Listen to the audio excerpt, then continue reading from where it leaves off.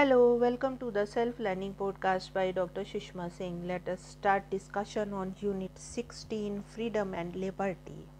And our topic is the value of freedom. Marx's conception of freedom is in fact quite close to the notion of autonomous self-control taken by Durkheim, and is definitely not to be identified with the utilitarian view. The words free and rational are as closely associated in Marx's writings as they are in that of Hegel. Hegel dismissed the notion implicit in utilitarianism that a man is free to the degree that he can do whatever his inclination leads him to desire. The man in the street thinks he is free if it is open to him to act as he pleases, but in his very arbitrariness it implies that he is not free. Freedom is not exercise of egoism, but is in fact opposed to it. A course of action is arbitrary rather than free. If it simply involves irrational choice among alternative courses of action with which the individual is liberated, an animal which chooses in a situation of adversity to fight rather than to run from an enemy does not thereby act freely.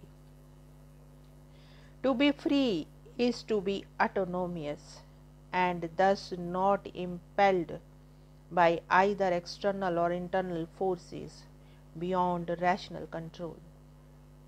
This is why freedom is a human prerogative, because only man through his membership of society is able to control not only the form but also the content of violation. In Hegel's view, this is possible given the identification of the individual with the rational ideals. For Marx, it presupposes concrete social reorganization, the setting up of a communist society. This is not to say that there are no important differences in the respective standpoints of Marx and Durkheim, which can be regarded as of a historical significance. Durkheim is empathetic that the individual personality is overwhelmingly influenced by the characteristics of the form of society in which he exists and into which he is socialized. But he does not accept it a complete historical relativism in this respect. Every man, no matter whether primitive or civilized, is a homo duplex, in the sense that there is an opposition in every individual between egoistic impulses and those which have a moral connotation. Marx does not adopt such a psychological model.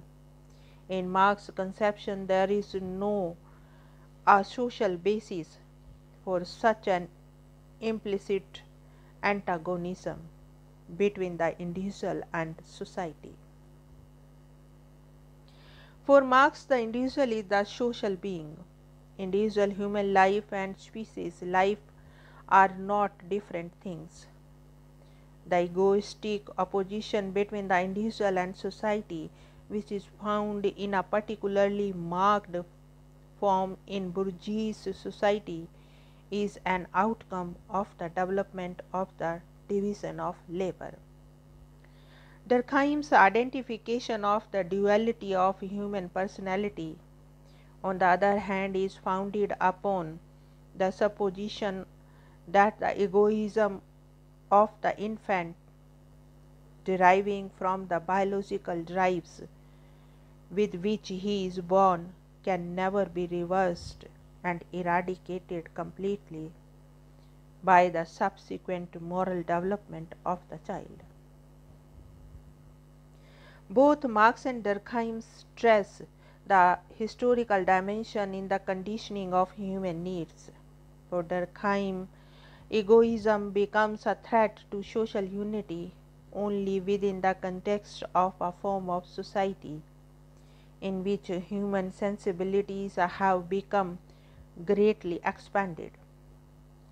All evidence compels us to expect our effort in the struggle between the two being within us to increase with the growth of civilization.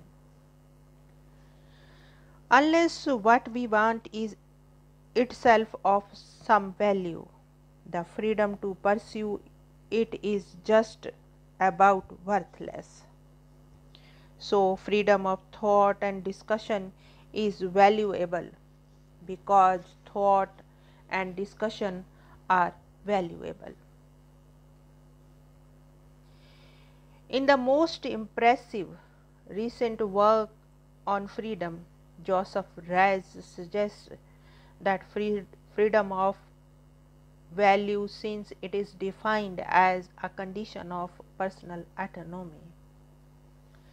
Now let us move to the next point, freedom of action. To act freely, reason must be brought to bear on my desires. Important elements of freedom action can be traced in Locke, Rousseau, Kant, and most thoroughly in Hegel's philosophy of right. It captures one stand of thinking about autonomous action. We are free when we are in control of what we do. Acting against what phenomenologically are our strongest desires, when this is called for by reason or morality or the ethical demands of communities, we recognize as authoritative. Now let us move to the next point, autonomy. The value of freedom can be swiftly inferred.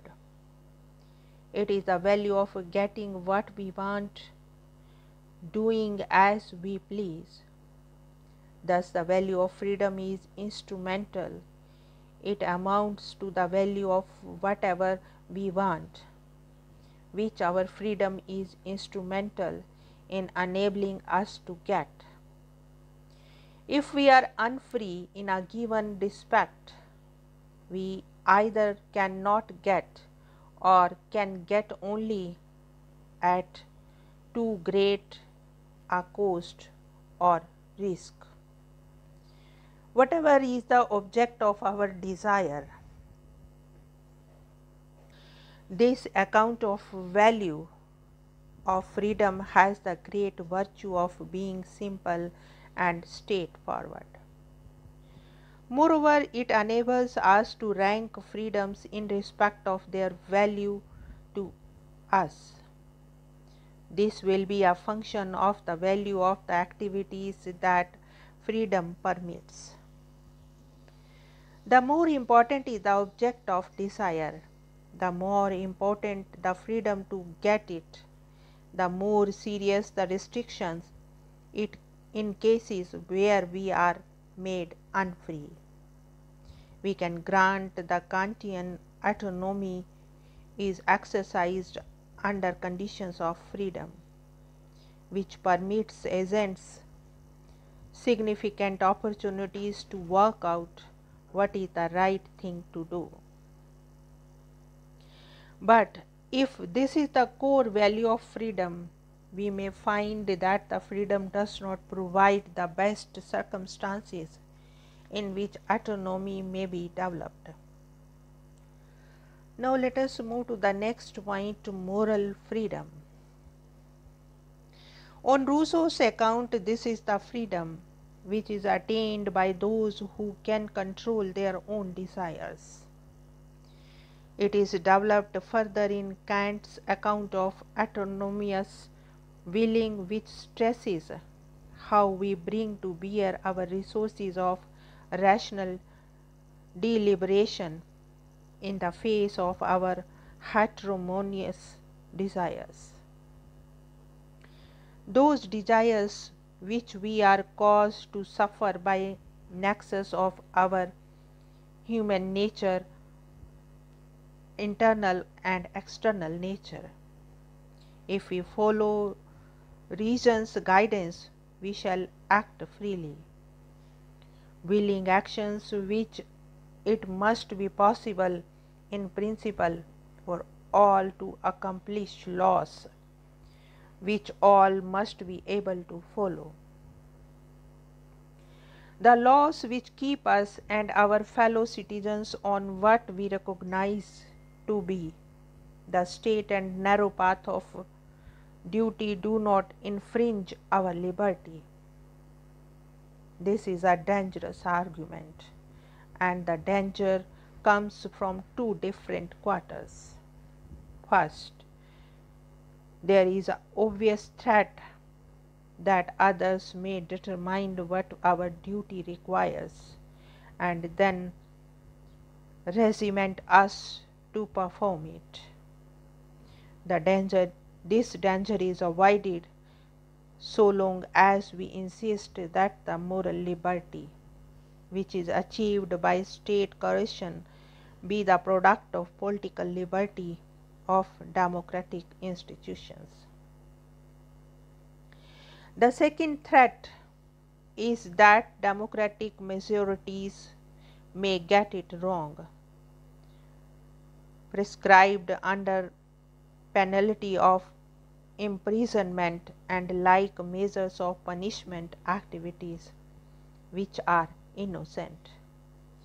Since the decisions of democratic bodies do not of themselves constitute verdicts on which is or not morally acceptable, this is a permanent possibility.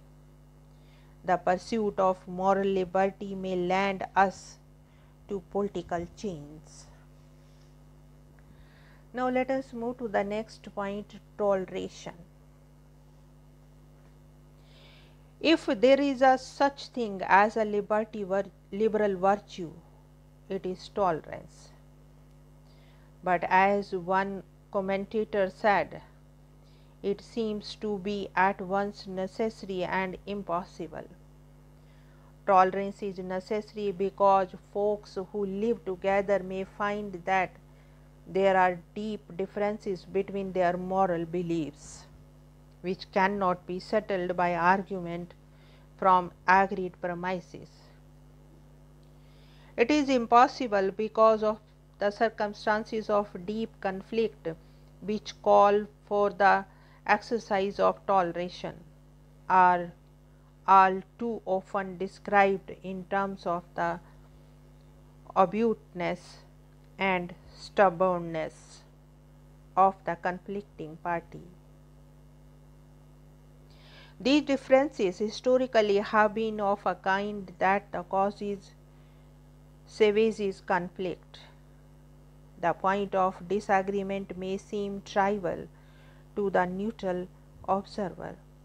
Toleration requires one not to interfere in conduct which one believes to be morally wrong.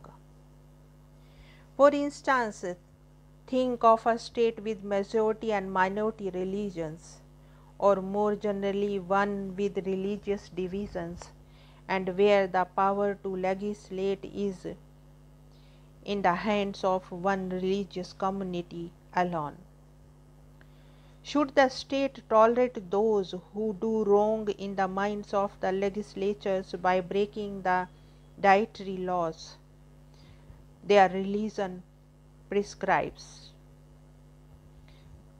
Briefly, it may be argued that morality has a universal dimension, which is belied by one who conceived its source to be an authoritative religious text. Of course, the believer will affirm the universal authority of the prescriptions. One cannot expect such problems to be so swiftly settled, but the direction of liberal argument can be easily grasped. Now let us wind up the session and take rest. Thank you very much for engaging yourself with a self-learning podcast.